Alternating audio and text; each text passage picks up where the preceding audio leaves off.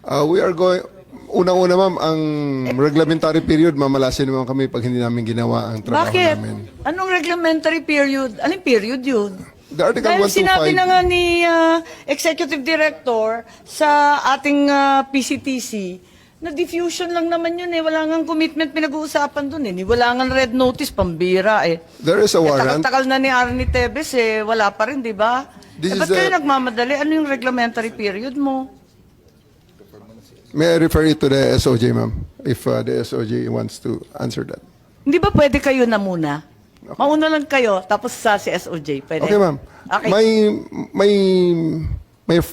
My main processes during the time is that I have implemented a warrant, and it is therefore the person is already arrested by virtue of a legal warrant, and Article 125 comes into play of the revised penal code, which is entitled delivery of persons legally arrested to the proper judicial authority, and I do believe at this point the judicial authority will be the ICC.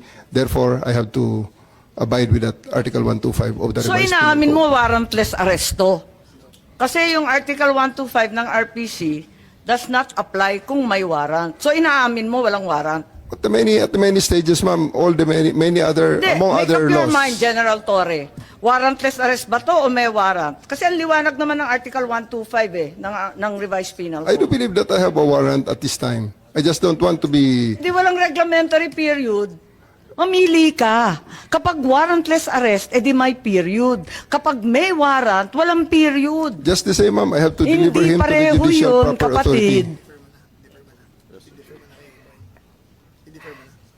Hindi magkapareho yun. The reglementary period only comes into play when there's a warrantless arrest in accordance with Article 125 of the Revised Penal Code. Di po ba? At saka may kinalaman yun sa delivery of the accused and arrested. Di po ba? And I'm being cautioned by the DOJ, ma'am, that it may be sub judice already to discuss that because of the habeas corpus pending in the Supreme Court, ma'am. Pati ba naman ang Revised Penal Code, naging executive session, pambihira.